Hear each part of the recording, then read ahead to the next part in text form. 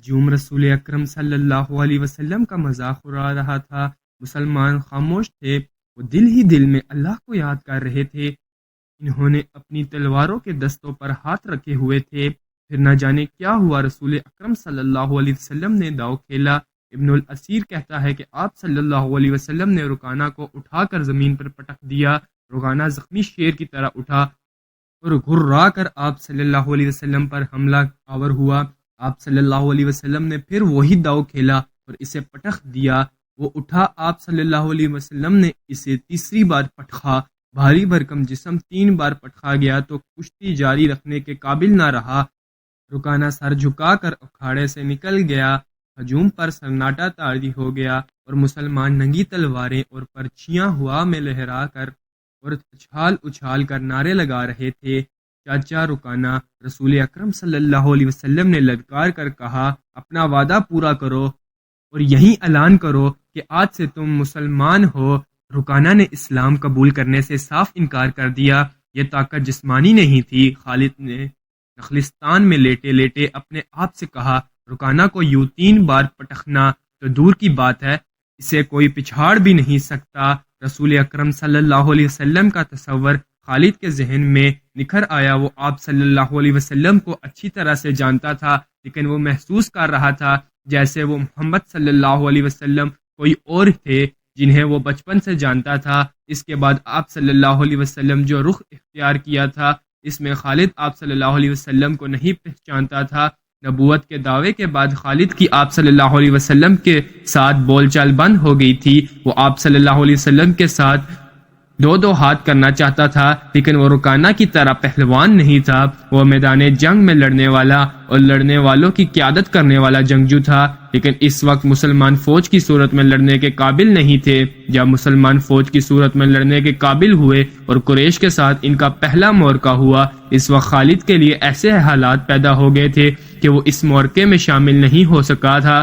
اس کا انہیں بہت افسوس ہوا تھا۔ یہ معرکہ بدر کا تھا، جس میں 313 مجاہدین اسلام نے 1000 قریش کو شکست دی تھی۔ خالد دانت رچتا رہ گیا تھا، لیکن اس روز جب وہ اس نخلستان میں لیٹا ہوا تھا، اسے خیال آیا کہ 313 نے 1000 کو کس طرح سے شکست دی تھی۔ اس نے شکست کھا کے آنے والوں سے پوچھا تھا کہ مسلمان میں وہ کون سی خوبی تھی جس نے انہیں فتح یاب کیا تھا۔ خالد اٹھ بیٹھا اور انگلی سے ریت پر بدر کے میدان کے قد و خال بنا کر قریش اور مسلمانوں کی پوزیشنیں اور مارکوں کے دوران دونوں کی چالوں کی لکیریں بنانے لگا۔ باپ نے اسے فن و حرب اور ضرب کا ماہر بنا دیا تھا۔ بچپن میں اسے گھڑ سواری سکھائی، لڑک پن میں اسے اکڑ اور منہ زور گھوڑوں کو قابو میں لانے کے قابل بنایا۔ نوجوانی میں وہ شہ سوار بن گیا تھا۔ شتر سواری میں بھی وہ ماہر تھا۔ اس کا باپ بھی اس کا استاد تھا۔ اس نے خالد کو نہ صرف سپاہی بلکہ سالار بنایا تھا۔ خالد کو جنگ و جدل اتنی اچھی لگی کہ وہ لڑنے اور لڑانے کے طریقوں پر غور کرنے لگا اور جوانی میں فوج کی قیادت کے قابل ہو گیا تھا۔ خالد بدر کی لڑائی میں شامل نہ ہو سکا اور اس کو اس کا بہت افسوس تھا اور وہ انتقام کے طریقے سوچتا رہتا تھا، لیکن اب اس کی سوچوں کا دہارا اور طرف چل پڑا تھا۔ مکہ سے روانگی کے کچھ عرصے پہلے وہ اس سوچ میں کھو گیا تھا کہ رسول اکرم صلی اللہ علیہ وسلم نے رکانہ پہلوان کو 3 بار پٹخا تھا اور بدر میں آپ صلی اللہ علیہ وسلم نے محض 313 مجاہدین سے 1000 کو شکست دی۔ یہ کوئی اور حکومت تھی، لیکن بدر کے معرکے کے بعد اس کے دل میں مسلمانوں کے خلاف انتقام لینے کی آگ سلگ رہی تھی۔ مسلمان معرکہ بدر میں قریش کے بہت سے آدمیوں کو قیدی بنا کر لے گئے تھے۔ قریش کے سرداروں کے لیے تو یہ صدمہ تھا۔ اس کا بہت بڑا اثر خالد نے قبول کیا تھا۔ اسے یاد تھا کہ جب بدر کا معرکہ لڑا جا رہا تھا اور مکہ میں کوئی خبر نہیں پہنچ رہی تھی اور معرکے کا انجام کیا ہوا، مکہ کے لوگ بدر کی سمت دیکھتے رہتے تھے اور ادھر سے کوئی سوار دوڑتا آئے گا اور فتح کی خبر سنائے گا۔ آخر ایک روز ایک شتر سوار آتا ہوا نظر آیا۔ لوگ اس کی طرف دوڑ پڑے۔ سوار نے عرب کے رواج کے مطابق اپنا کرتا پھاڑ دیا تھا اور وہ روتا آ رہا تھا۔ بری خبر لانے والے ایسا ہی کیا کرتے تھے۔ وہ جب لوگوں کے درمیان پہنچا تو اس نے روتے ہوئے بتایا کہ اہل قریش کو بہت بری شکست ہوئی ہے۔ جس کے عزیز رشتہ دار لڑنے گئے تھے وہ ایک دوسرے سے آگے بڑھ بڑھ کر ان کے متعلق پوچھتے تھے کہ وہ زندہ ہیں، زخمی ہیں یا مر گئے ہیں۔ شکست خوردہ قریش پیچھے آ رہے تھے۔ مارے جانے والوں میں 17 افراد خالد کے قبیلے بنو مخزوم کے تھے اور ان سب کے ساتھ خالد کا خون کا بڑا قریبی رشتہ تھا۔ ابو جہل بھی مارا گیا تھا۔ خالد کا بھائی جس کا نام ولید تھا جنگی قیدی بن گیا تھا۔ ابو سفیان جو کہ قریش کے سرداروں کا سردار تھا اور اس کی بیوی ہند بھی موجود تھی۔ اس نے پوچھا کچھ میرے باپ اور میرے چاچا کے متعلق بتائے۔ قاصد نے کہا تمہارا باپ عتبہ علی اور حمزہ کے ہاتھوں مارا گیا ہے اور تمہارا چاچا شیبہ کو اکیلے حمزہ نے قتل کیا ہے اور تمہارا بیٹا حنظلہ علی کے ہاتھوں مارا گیا ہے۔ ابو سفیان کی بیوی ہند نے پہلے تو علی اور حمزہ کو بلند آواز سے برا بلا کہا اور پھر بولی اللہ کی قسم میں اپنے باپ، بیٹے اور چچا کے خون کا بدلہ ضرور لوں گی۔ ابو سفیان پر خاموشی طاری تھی۔ خالد کا خون کھول رہا تھا۔ قریش کے 70 آدمی مارے گئے تھے اور جو جنگی قیدی ہوئے تھے ان کی تعداد بھی اتنی ہی تھی۔ خالد اٹھا، دڑی جھاڑ کر لپیٹی اور گھوڑے کی زین کے ساتھ باندھ کر سوار ہوا اور مدینہ کی سمت چل پڑا۔ اس نے ذہن کو یادوں سے خالی کر دینا چاہا لیکن اس کا ذہن مدینہ پہنچتا جہاں رسول اکرم صلی اللہ علیہ وسلم تھے جو تبلیغ اسلام کا مرکز بن گیا تھا۔ آپ صلی اللہ علیہ وسلم کا خیال آتے ہی اس کا ذہن پیچھے چلا جاتا اور اسے وہ منظر دکھاتا جس کے خالق حضور صلی اللہ علیہ وسلم تھے۔ اس کے ذہن میں ہند کے الفاظ یاد آئے جو اس نے اپنے خاوند ابو سفیان سے کہے تھے، میں اپنے باپ اور چچا کو بھول سکتی ہوں۔ انہوں نے کہا تھا کیا میں اپنے لخت جگر حنظلہ کو بھی بھول جاؤں؟ ماں اپنے بیٹے کو کیسے بھول سکتی ہے؟ اللہ کی قسم میں محمد کو اپنے بیٹے کا خون معاف نہیں کروں گی۔ یہ لڑائی محمد نے کرائی ہے، میں حمزہ اور علی کو نہیں بخشوں گی۔ وہ میرے باپ اور میرے چچا اور میرے بیٹے کے قاتل ہیں۔ میرے خون کو صرف میرے بیٹے کا قتل گرما رہا ہے۔ ابو سفیان نے کہا مجھ پر اپنے بیٹے کے خون کا انتقام فرض ہو گیا ہے۔ میں سب سے پہلے یہ کام کروں گا کہ محمد صلی اللہ علیہ وسلم کے خلاف زبردست فوج تیار کر کے اسے آئندہ لڑنے کے قابل نہیں چھوڑوں گا۔ مشہور مورخ اور واقعہ نگار واقدی لکھتا ہے کہ اگلے ہی روز ابو سفیان نے تمام سرداروں کو بلایا۔ ان میں زیادہ تعداد ان سرداروں کی تھی جو کسی نہ کسی وجہ سے جنگ بدر میں شریک نہیں ہو سکے تھے اور ان میں سے ہر ایک کا کوئی نہ کوئی عزیز اس جنگ میں مارا گیا تھا۔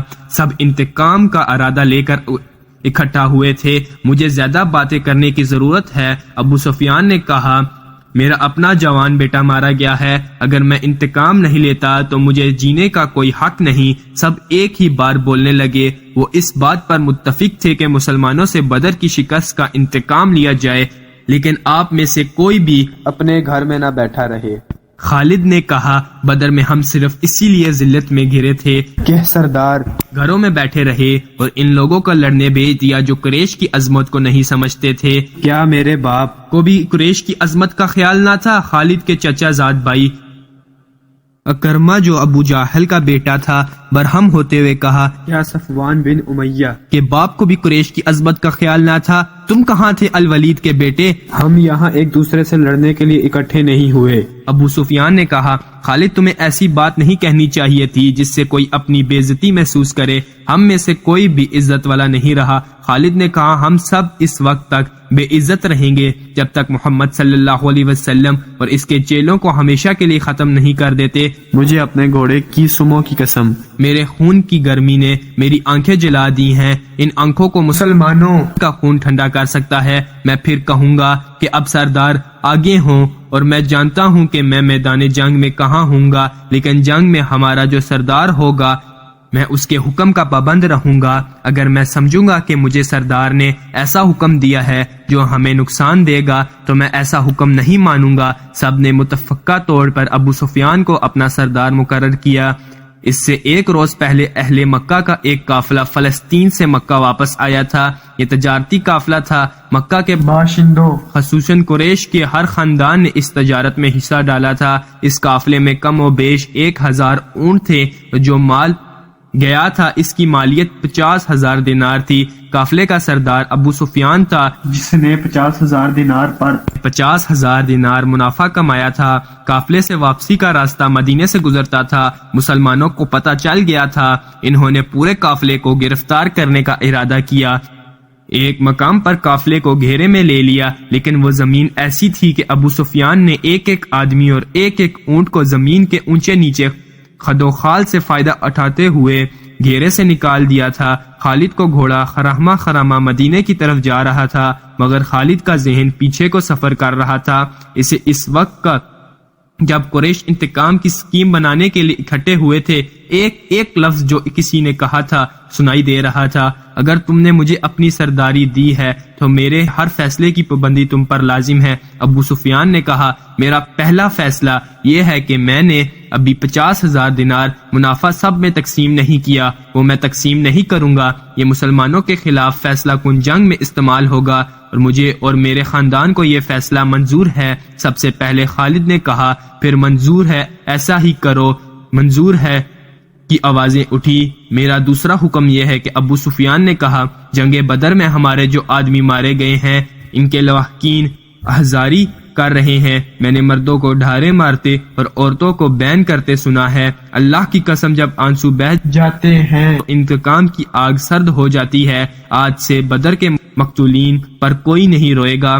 میرا تیسرا حکم یہ ہے کہ مسلمان نے بدر کی لڑائی میں ہمارے جن آدمیوں کو قید کیا ہے ان کی رہائی کے لیے کوئی کوشش نہیں کی جائے گی۔ تم جانتے ہو کہ مسلمانوں نے قیدیوں کی رہائی کے لیے ان کے درجے مقرر کر دیے ہیں اور ان کا فدیہ 1,000 سے 40 درہم مقرر کیا ہے۔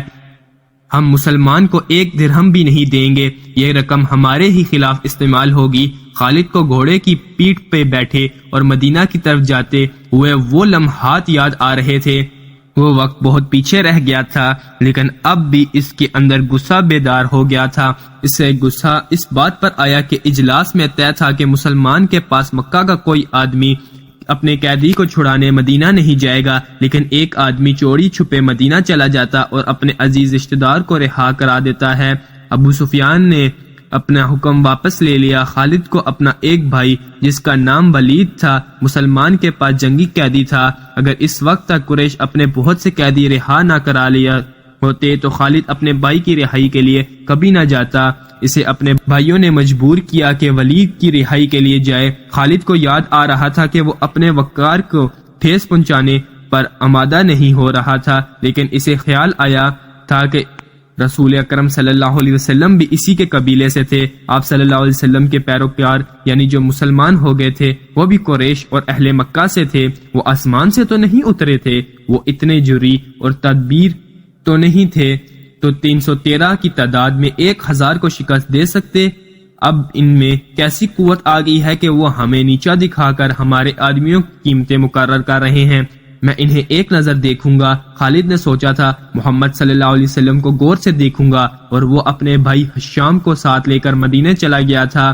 اس نے اپنے ساتھ 4,000 درہم باندھ لیے تھے۔ اسے معلوم تھا کہ بنو مخزوم کے سردار الولید کے بیٹے کا فدیہ 4,000 درہم سے کم نہیں ہوگا۔ ایسا ہی ہوا۔ اس نے مسلمانوں کے ہاں جا کر اپنے بھائی کا نام لیا تو ایک مسلمان نے جو قیدیوں کی رہائی اور فدیے کے وصولی پر مأمور تھا کہا کہ 4,000 درہم ادا کرو، ہم فدیے میں کچھ رعایت چاہتے ہیں۔ خالد کے بھائی حشام نے کہا، تم لوگ آخر ہم میں سے ہو، کچھ پرانے رشتوں کا خیال کرو، اب ہم تم میں سے نہیں ہیں۔ مسلمانوں نے کہا، ہم اللہ کے رسول کے حکم کی پابندی کر رہے ہیں، ہم تمہارے رسول صلی اللہ علیہ وسلم سے بات کر سکتے ہیں؟ حشام نے پوچھا۔ حشام، خالد نے گرج کر کہا، میں اپنے بھائی کو اپنے وقار پر قربان جا کر چکا تھا، مگر تم مجھے ساتھ لے آئے، یہ جتنا مانگتے ہیں اتنا ہی دے دو۔ میں محمد صلی اللہ علیہ وسلم کے سامنے جا کر رحم کی بھیک نہیں مانگوں گا۔ اس نے درہموں سے بھری تھیلی مسلمانوں کے سامنے پھینکتے ہوئے کہا، گن لو اور ہمارے بھائی کو ہمارے حوالے کر دو۔ رقم گنی جا چکی تو ولید کو خالد اور حشام کے حوالے کر دیا۔ تینوں بھائی اسی وقت مکہ کے طرف روانہ ہو گئے۔ راستے میں دونوں بھائیوں نے ولید سے پوچھا ان کی شکست کا باعث کیا تھا۔ انہیں توقع تھی کہ ولید جو ایک جنگجو خاندان کا جوان تھا، انہیں جنگی فہم و فراست اور حرب و ضرب کے طور طریقوں کے مطابق مسلمانوں کی جنگی چالوں کے خوبیاں اور ان کی خامیاں بتائے گا، مگر ولید کا انداز ایسا تھا اور اس کے ہونٹوں پر مسکراہٹ ایسی تھی جیسے اس پر کوئی پراسرار اثر ہو۔ ولید کچھ تو بتاؤ، خالد نے اس سے پوچھا۔ ہمیں اپنی شکست کا انتقام لینا ہے۔ قریش کے تمام سردار اگلی جنگ میں شامل ہونے جا رہے ہیں، ہمارے ارد گرد کے قبائل کو بھی اپنے ساتھ ملا رہے ہیں اور وہ مکہ میں جمع ہونا شروع ہو گئے ہیں، سارے عرب کو اکٹھا کر لو۔ ولید نے کہا، تم مسلمانوں کو شکست نہیں دے سکو گے۔ میں نہیں بتا سکتا کہ محمد صلی اللہ علیہ وسلم کے ہاتھ میں کوئی جادو ہے یا ان کا نیا عقیدہ سچا ہے۔ کیا بات ہے، میں نے ان کا قیدی ہوتے ہوئے بھی انہیں ناپسند نہیں کیا۔ پھر تم اپنے قبیلے کے غدار ہو، حشام نے کہا۔ غدار ہو یا تم پر ان کا جادو اثر ہو گیا ہے؟ وہ یہودی پیشوا ٹھیک کہتا ہے، محمد صلی اللہ علیہ وسلم کے پاس کوئی نیا عقیدہ اور نیا مذہب نہیں، اس کے ہاتھ میں کوئی جادو آ گیا ہے۔ جادو ہی تھا، ورنہ بدر میں قریش کس کھانے والے نہیں تھے۔ خالد نے کہا، ولید جیسے ان کی باتیں سن ہی نہیں رہا تھا، اس کے ہونٹوں پر تبسم تھا اور وہ مڑ مڑ کر مدینے کی طرف دیکھتا جاتا تھا۔ مدینے سے کچھ دور ذوالحلیفہ نام کی ایک جگہ ہوا کرتی تھی۔ تینوں بھائی وہاں پہنچے تو رات گہری ہو چکی تھی۔ رات گزارنے کے لیے وہ وہیں رہ گئے۔ صبح آنکھ کھلی تو ولید غائب تھا، اس کا گھوڑا بھی وہاں نہیں تھا۔ خالد اور حشام سوچ سوچ کر اس نتیجے پر پہنچے کہ ولید واپس مدینہ چلا گیا ہے۔ انہوں نے دیکھا کہ اس پر کوئی اثر تھا، یہ اثر مسلمانوں کا ہی ہو سکتا تھا۔ دونوں بھائی مکہ آ گئے۔ چند دنوں بعد انہیں مکہ میں ولید کا زبانی پیغام ملا کہ اس نے محمد صلی اللہ علیہ وسلم کو خدا کا سچا رسول تسلیم کر لیا ہے، اور وہ آپ صلی اللہ علیہ وسلم کی شخصیت اور باتوں سے اتنا متاثر ہوا ہے کہ اس نے اسلام قبول کر لیا۔ مورخین لکھتے ہیں کہ ولید بن الولید رسول اکرم صلی اللہ علیہ وسلم کے منظور نظر رہے، اور انہوں نے مذہب میں بھی اور کفار کے ساتھ معرکہ آرائی میں بھی نام پیدا کیا۔ خالد کو اس وقت بہت غصہ آیا تھا۔ ایک تو اس کا بھائی گیا، دوسرا 4000 درہم گئے، چونکہ قریش اور مسلمانوں کے درمیان خونی دشمنی پیدا ہو چکی تھی، اس لیے مسلمانوں نے یہ رقم واپس نہ کی۔ رقم واپس نہ کرنے کی دوسری وجہ یہ تھی کہ ولید نے رسول اکرم صلی اللہ علیہ وسلم کو بتایا تھا کہ قریش مسلمانوں کے خلاف فیصلہ کن جنگ کی تیاری کر رہے ہیں، اور اس کے لیے بے انداز درہم اور دینار اکٹھے کیے ہیں۔ خالد مدینہ کی طرف چلا جا رہا تھا، اسے افق سے ایک کوہان سے ابھرتی ہوئی نظر آنے لگی۔ خالد جانتا تھا یہ کیا ہے، یہ احد کی پہاڑی تھی جو مدینہ سے 4 میل شمار میں ہے۔ اس وقت خالد ریت کی بڑی لمبی اور کچھ اونچی ٹیکڑی پر چلا جا رہا تھا۔ بہت خالد کے ہونٹوں سے سرگوشی نکلی اور اسے اپنی للکار سنائی دینے لگی، میں ابو سفیان ہوں۔ اس کے ساتھ ہی اسے ایک خون ریز جنگ کا شور و غل اور سینکڑوں گھوڑوں کی ٹاپ اور تلواریں ٹکرانے کی آوازیں سنائی دینے لگی۔ خالد یہ جنگ لڑنے کے لیے بے تاب تھا، اور اس نے یہ جنگ لڑی۔ خالد کا ذہن پیچھے ہی ہٹتا چلا گیا۔ 4 سال پہلے کا واقعہ تھا۔ مارچ 625 عیسوی شوال 3 ہجری کے مہینے میں قریش نے مدینہ پر حملہ کرنے کے لیے جو لشکر تیار کیا تھا وہ مکہ میں اکٹھا ہو چکا تھا۔ اس کی کل تعداد 3000 تھی، اس میں 700 افراد نے زرہ پہن رکھی تھی اور گھڑ سوار 200 کے لگ بھگ تھے، اور رسد اور سامان جنگ 3000 اونٹوں پر لدا ہوا تھا۔ یہ لشکر کوچ کے لیے تیار تھا۔ خالد کو ایک روز پہلے کی بات کی طرح یاد تھا کہ اس لشکر کو دیکھ کر وہ کس قدر خوش ہوا تھا۔ انتقام کی آگ بجھانے کا وقت آ گیا۔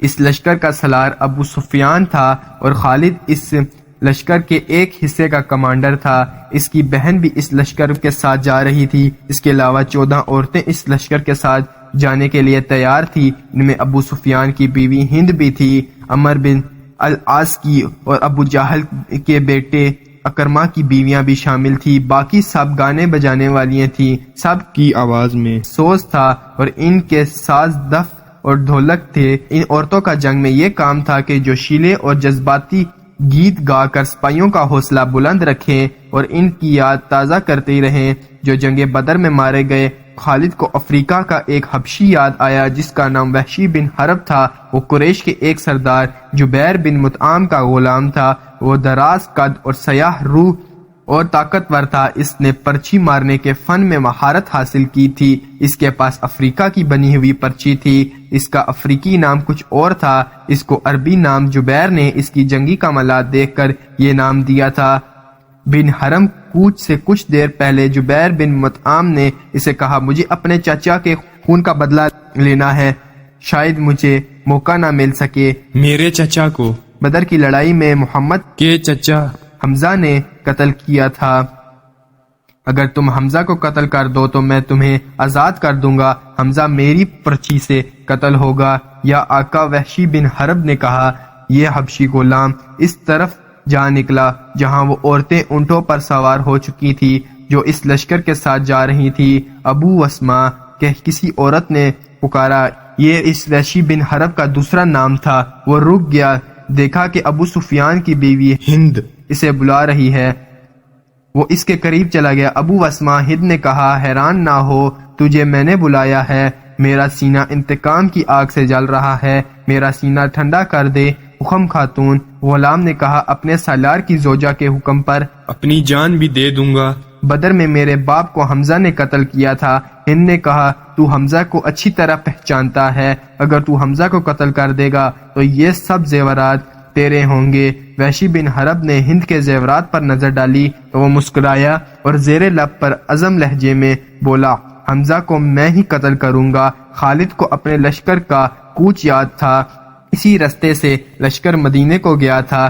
اس نے ایک بلند جگہ کھڑے ہو کر لشکر کو دیکھا تھا، اس کا سینہ فخر سے پھیل